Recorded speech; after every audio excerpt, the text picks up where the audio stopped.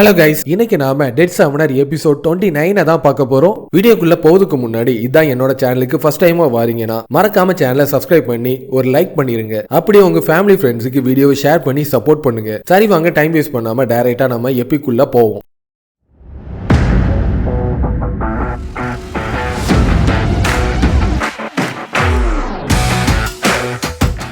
அங்க அதிகமான ஆக்ஸ் எல்லாமே செத்து பெணமா இருந்துட்டு இருக்கும். அதுகளோட பாடி எல்லாத்தையுமே ஒன்னா சேர்ந்து புதைக்கிறது மூலமா ஒரு பெரிய மரம் ஒண்ணு முளைச்சி அதிகமான கோஸ்ட் ஃப்ரூட் அதுல நிரம்பி இருந்துட்டு இருக்கு. திருப்பியும் ஒரு ரெட் கலர்ல ஃப்ரூட் ஒண்ணு இருந்துட்டு இருக்கும். அதை எடுத்து பார்த்தோன்னே அது ஸ்ப்ரிங் வாட்டரா மாறிட்டு இருக்கும். அந்த பவரை அவனோட உடம்புல அவன் யூஸ் பண்றது மூலமா அவனோட பவர் முன்னாடியை விடவும் ரொம்ப பவர்ஃபுல்லா மாறிட்டு இருக்கு. காட் கிங்டத்தோட ஃபெய்த் பாயிண்ட்ஸ் கண்டிப்பா இன்க்ரீஸ் ஆவதுக்கு வாய்ப்பு இருக்கு. அதை பயன்படுத்தி நீங்க அப்கிரேட் பண்ணதுக்கு இதுதான் கரெக்டான டைம். நீ சொல்றதும் கரெக்ட் தானே. அவனோட ஸ்டேட்டஸ் ஓபன் பண்ணி பார்த்தனா அவனோட ஃபெய்த் பவர் அதிகமா இருந்துட்டு இருக்கும். அதை பயன்படுத்துறது மூலமா அவன் ஜெனரல் லெவல்ல இருந்து லார்ட் லெவலுக்கு மாறிட்டு இருப்பான். அது மட்டும் இல்லாம அவனோட லெவலும் 53 இன்க்ரீஸ் ஆயிட்டு இருக்கு. நான் மட்டும் 60வது லெவலை நோக்கி நான் போயிட்டேனா என்னோட ஆட்ரிபியூட்ஸ் எல்லாமே 6 லட்சம் அளவுக்கு இன்க்ரீஸ் ஆயிடும். அந்த மாதிரி ஒரு பயங்கரமான பவரை அடையதுக்கு நான் ரொம்ப ஆர்வமா காத்துட்டு இருக்கேன்னு பார்த்துட்டு இருக்கேன். அங்க இருக்கிற கோஸ்ட் ஃப்ரூட் எல்லாத்தையுமே கலெக்ட் பண்ணதுனால அவனுக்கு 65 மில்லியன் கோஸ்ட் மணியா கிடைச்சிட்டு இருக்கும். ஆக்ஸ் எல்லாத்தையுமே கொண்டு முடிச்சுட்டு அடுத்ததா என்ன பண்ணலான்னு அவங்க பார்த்துட்டு இருக்கும்போது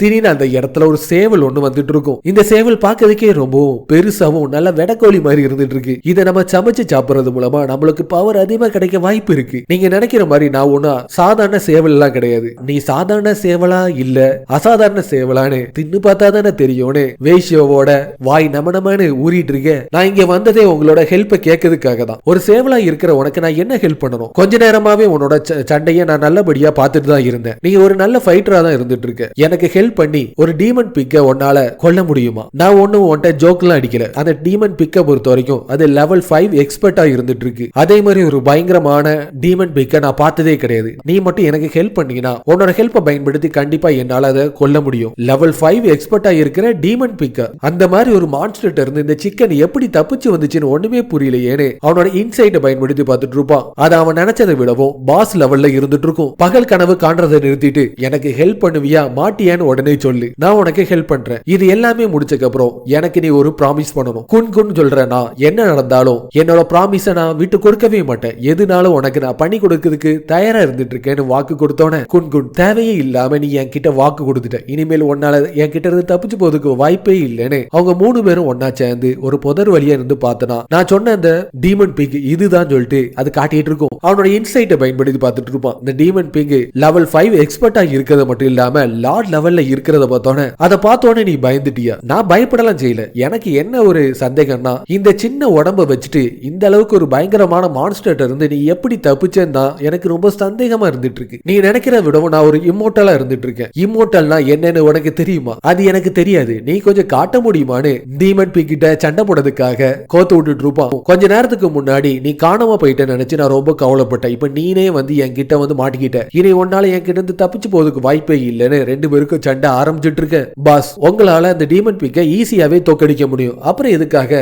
அந்த சிக்கன் அது கிட்ட கோத்து விட்டீங்க? சிக்கன் ஆக்சுவலான காம்பேட் பவர்ல எந்த அளவுக்கு ஸ்ட்ராங்கா இருக்கு நான் பார்த்தே தீரணும்னு அதோட அயன் ஹேண்ட பயன்படுத்தி டீமன் பிக்க ஈஸியா அது தாக்கிட்டு இருக்கும். 5th லெவல்ல இருக்கிற டீமன் பிக்க இந்த அளவுக்கு அது ஈஸியா தாக்கும் நினைச்சு கூட பார்க்கலன்னு அவங்க 2 பேரும் பார்த்து அதிர்ச்சி ஆயிட்டு இருக்கு. இன்னைக்கு உன்னை கொன்னு கண்டிப்பா நான் சூப் வச்சு குடிச்சே தீருவேன்னு பிக் சண்டைக்கு தயாராகிறத பார்த்தோன்னே எதுக்காக அங்க இருந்து வெறிக்க வேடிக்கை பார்த்துட்டு இருக்கீங்க? இதுக்கு மேல என்னால இந்த பிக்க தோக்கடிக்க முடியாது. உடனே வந்து எனக்கு ஹெல்ப் பண்ணுங்க. இனிமேல் நடக்க வேண்டியது நாங்க பாத்துக்கிறோம். அவங்க 2 பேரும் சண்டைக்கு வர்றத பார்த்தோன்னே ஒரு சாதாரண ஹியூமன் கிட்டயே போய் நீ ஹெல்ப் கேட்ட. நீங்க 3 பேர் சேர்ந்தா கூட என்ன தோக்கடிக்கவே முடியாது. நீ எவ்வளவு நாளும் சிரிச்சுக்கோ. நீ சிரிக்க போற கடைசியா இதுதானே அவனோட ஸ்டோன் ஸ்டாச்சுவை அந்த இடத்துல சமன் பண்ணிட்டு இருப்பான். அதோட கிராவிட்டி பவரை பயன்படுத்தி பிக்க அசைய விடாம தடுத்து நிறுத்திட்டு இருக்க. டேவ் அவனோட சர்ப்ரைஸ் அட்டாக்கை பயன்படுத்தி தாக்கி அதோட கதையை முடிச்சிட்டு இருப்பாங்க. நான் நினைச்சதை விடவும் நீ நல்லா பவர்ஃபுல்லா தான் இருந்துட்டு இருக்கு. இப்ப இது எல்லாமே செட்டில் ஆயிட்டனால நம்மளோட அக்ரிமெண்ட நீ பண்ணதுக்கான டைம் வந்துட்டு. அக்ரிமெண்டா? நீ எந்த அக்ரிமெண்ட பத்தி சொல்லிட்டு இருக்க? அந்த மாதிரி எனக்கு எதுவுமே தெரியாது. எனக்கு ஒரு முக்கியமான வேலை இருக்குன்னு இதுதான் கரெக்டான சந்தர்ப்பம்னு அங்க இருந்து தப்பிச்சு ஓடிட்டு இருக்க. நீ எங்க போற நான் தெரிஞ்சுக்கலாமான்னு ஐன்ஸும் ஸ்கெலிட்டன் வாரியரும் அதோட பாதையை தடுக்கிறத பார்த்தோன்னே இதுக்கு மேலேயும் விட்டா அது தப்பிச்சு போயிடும்னு ஃப்ரோஸ்ட் டிராகன் அதோட பவரை பயன்படுத்தி ஐஸால உரைய வச்சுட்டு இருக்கும். இதுக்கு மேலேயும் அதால தப்பிச்சு போகவே முடியாதுன்னு தெரிஞ்சோட ஸ்கெலிட்டன் வாரியர் ஐஸை உடைச்சு வெளியே கொண்டு வந்துட்டு இருக்க. நீ பாத்தியில அவங்களே மாதிரியே என் கூட கான்ட்ராக்ட சைன் பண்ணி என்னோட சமன் பீஸ்டா மாறதுக்கு நீ தயாரா இருக்கியானே ரத்தத்தை அடிப்படையில அவங்க ரெண்டு பேருக்கும் நடுவுல மாஸ்டர் சர்வெண்ட்னு கான்ட்ராக்ட் சைன் ஆயிட்டு இருக்கும். இம்மோர்டலா இருக்கிற கலர்ஃபுல் ஃபெய்ரி சிக்கனா இருக்கிற குன் அதுல இருந்து அவனோட சர்வெண்டா மாறிட்டு இருக்கிறது மட்டும் இல்லாம அது ட்ரெஸ் எல்லாம் போட்டுட்டு ரொம்ப கூலாவும் மாறிட்டு இருக்கும். நான் இப்ப வாங்கி கொடுத்த இந்த ட்ரெஸ்ஸை பொறுத்த வரைக்கும் இது ஒரு சாதாரண எக்யூப்மெண்ட் மட்டும் கிடையாது. இதை நீ போடுறது மூலமா உன்னோட ஆட்ரிபியூட் எல்லாமே ஒவ்வொரு செகண்டுக்கும் 10% இன்க்ரீஸ் ஆகக்கூடிய பவர் இதுக்கு இருந்துட்டு இருக்கு. அது மட்டும் இல்லாம இதுக்கு ஒரு யூனிக் ஸ்கில்லும் இருக்கு. நீ நல்ல வெளிச்சமா இருக்கிற இடத்துல டான்ஸ் ஆடுறது மூலமா 100 மீட்டர் தொலைவில் இருக்கிற எந்த லிவிங் பீயிங்ஸாலையும் உன்னோட டான்ஸை பார்த்து ஈர்த்து அது கூட சேர்ந்து டான்ஸ் ஆடக்கூடிய பவர் அதுக்கு இருக்கிறது மட்டும் இல்லாம ஒவ்வொரு செகண்டுக்கும் வானத்திலிருந்து பேஸ்கெட் பால் வந்து கீழே விழுந்து அதோட எனிமியை தாக்கி அழிக்கக்கூடிய அளவுக்கு ஒரு அசாதாரணமான பவரை கொடுத்துட்டு இருப்பான். இது எல்லாத்தையுமே கேட்கறதுக்கு டாமைன் மாதிரி இருந்துட்டு இருக்கு. இதை நீ எனக்கு உண்மையிலேயே கொடுக்கணும்னு ஆசைப்படுறியா? இதை ஒன்னால மட்டும்தான் கண்ட்ரோல் பண்ண முடியும். இது ஆவரேஜான டாமைன் மாதிரி கிடையாது, ரொம்பவும் பவர்ஃபுல்லானது. பாஸ் எதுக்காக நீங்க தேவையில்லாம இதை என்கிட்ட இருந்து மறைச்சிட்டீங்க? கான்ட்ராக்ட சைன் பண்ணதுக்கு முன்னாடியே நீங்க வெளிப்படையே சொல்லியிருந்தீங்கன்னா நானே டைரக்டா வந்து உங்க கூட சேர்ந்திருப்பேன்.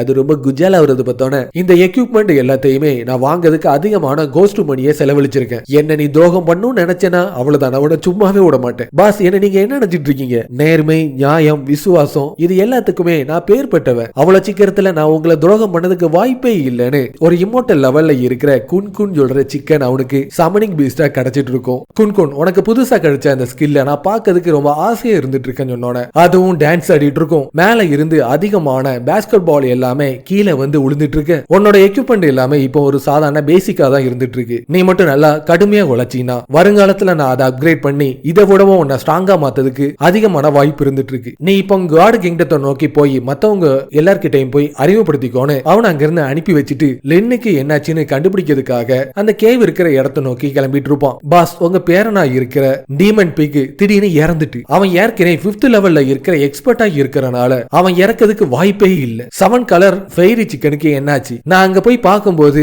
அந்த சிக்கனும் அங்க இருந்து காணாம போயிட்டு. 7 கலர் ஃபெய்ரி சிக்கனை பொறுத்த வரைக்கும் கடைசியா 1000 வருஷத்துக்கு முன்னாடி கிரேட் வார்ல டைம்ல தான் அது வந்துச்சு. அப்ப இங்க இருக்கிற மான்ஸ்டர்ஸ் எல்லாருமே அந்த சிக்கனை மொத்தமா ரோஸ்ட் பண்ணி தின்னக்கு அப்புறம் கொஞ்ச நேரத்திலேயே அவங்களோட பவர் எல்லாமே காட் அளவுக்கு ஈக்குவலா மாறி அவங்க எல்லாருமே 7 டெமி காட்ஸாவே மாறிட்டாங்க. அந்த ஒரு ஆப்பர்ச்சுனிட்டிக்காக தான் அதை நான் தேடிட்டு இருக்கேன். இப்ப வேற வழியே இல்ல, நானே அதை தேடதுக்கான டைம் வந்துட்டுன்னு 9th லெவல்ல இருக்கிற எக்ஸ்பர்ட்டா இருக்கிற அந்த பாஸ் குன்னை தேடி அங்க இருந்து கிளம்பிட்டு இருக்கும். அவன் கேவுக்குள்ள போய் பார்த்துட்டு இருப்பான். லின் அந்த இடத்துல எங்கேயுமே இருக்க மாட்டா. ஆனா கிழிஞ்சப்பட்ட அவளோட ஸ்கார்ப் மட்டும் அந்த இடத்துல இருந்துட்டு இருக்கும். ஒருவேளை அந்த 2 பேரும் என்ன தேடி வந்து அவளை பிணை கைதியா தூக்கிட்டு போயிட்டாங்களா? இது எல்லாமே என்னோட தப்பு தான். அந்த சிட்டியை நான் அழிச்சக்கு அப்புறம் அமைதியா நான் வந்திருக்கணும். நான் தேவையில்லாம பண்ணனாலதான் லின்னுக்கு இந்த மாதிரி பிரச்சனை வந்துச்சு. அவளை நான் சும்மாவே விட மாட்டேன்னு அடுத்ததா சியோச்சி சிட்டியை நோக்கி போயிட்டு இருப்பான். பாக்கிறதுக்கு அது பெரிய ஒரு சிட்டி மாதிரி இருந்துட்டு இருக்கும். ஆக்ஸ் எல்லாமே அந்த இடத்துல நிரம்பி இருந்துட்டு இருக்கு. ஐன்ஸ் உடனே உன்னோட மெட்ரோ ஷோவரை ஆக்டிவேட் பண்ணி அங்க இருக்கிற அந்த கெலட்டு ஃபாக்ஸை வெளியே கொண்டு வான்னு ஆர்டர் கொடுத்தோன்னே அதே மாதிரி அதோட மெட்ரோ ஷோவரை ஆக்டிவேட் பண்ணிட்டு இருக்கும். ஆக்ஸ் சிட்டி மொத்தமா நெருப்பு மலையால தாக்கப்பட்டு இருக்கிறத பார்த்தோன்னே அந்த அட்டாக் பண்ணவன் திருப்பி வந்துட்டான். அவனை இந்த வாட்டி நான் தப்பிச்சு போவது கூடவே மாட்டேன்னு 2 ஃபாக்ஸும் அந்த இடத்தை நோக்கி வந்துட்டு இருக்கும். நான் இங்கதான் இருந்துட்டு இருக்கேன், நீங்க என்ன தேட வேண்டிய அவசியமே இல்ல. இன்னைக்கு உங்க 2 பேரையும் எப்படி கொள்ளலான்னு நான் பிளான் பண்ணி தான் இங்க வந்திருக்கேன்னு குன் நீ உடனே இங்க வெளியே வான்னு சமன் பண்ணோன இந்த கொளுத்த சிக்கனை பயன்படுத்தி என்ன நீ தாக்க போற? என்னோட விரல் நுனிய பயன்படுத்தி என்னால ஈஸியா அதை தோக்கடிக்க முடியும். நீங்க நினைக்கிற மாதிரி குன் ஒன்னும் சாதாரண கிடையவே கிடையாது. இப்போ என்னோட பேரு பேஸ்கெட் பால் குன்னு மாறிட்டுன்னு அதோட டொமைனை ஆக்டிவேட் பண்ணிட்டு வெட்ட வெளியில இருந்து டான்ஸ் ஆடிட்டு இருக்கும். அவங்க 2 பேருமே குன்கோனோட பவர்ல மாட்டிக்கப்பட்டு அவங்களும் அவங்களோட பாடியை கண்ட்ரோல் பண்ண முடியாம டான்ஸ் ஆடிட்டு இருக்க. மெயின் ஈவென்ட்டே இப்பதான் ஆரம்பிக்க போகுது. அதை பார்க்கறதுக்கு நான் ரொம்ப ஆர்வமா இருந்துட்டு இருக்கேன்னு பார்த்துட்டு இருக்கேன். மேல அதிகமான பேஸ்கெட் பால் எல்லாமே அவங்கள வந்து தாக்கி அவங்களோட பவரை கொஞ்சம் கொஞ்சமா குறைச்சிட்டு இருக்கும். நம்ம இப்போ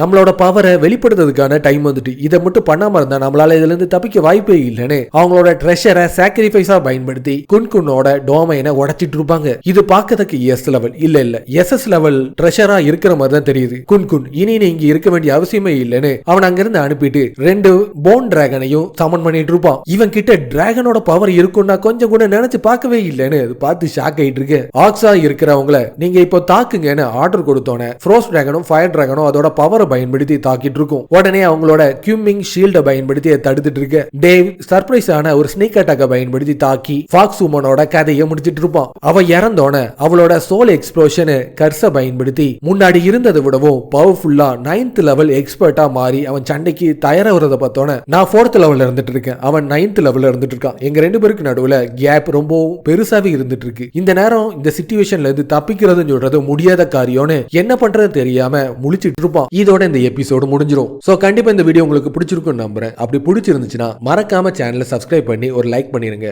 அப்படி உங்க ஃபேமிலி ஃப்ரெண்ட்ஸுக்கு வீடியோவை ஷேர் பண்ணி சப்போர்ட் பண்ணுங்க. அடுத்த ஒரு சூப்பரான வீடியோல சந்திப்போம். பை.